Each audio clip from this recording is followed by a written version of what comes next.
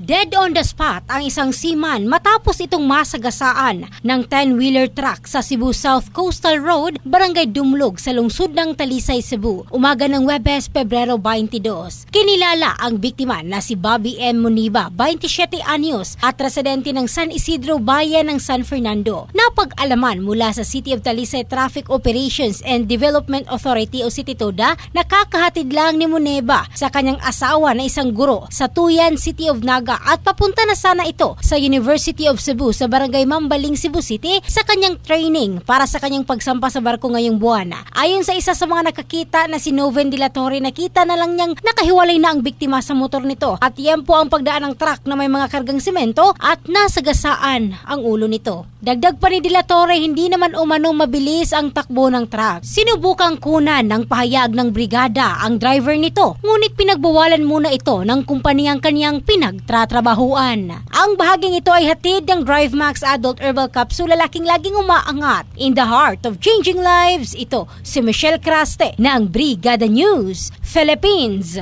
the Music News Authority.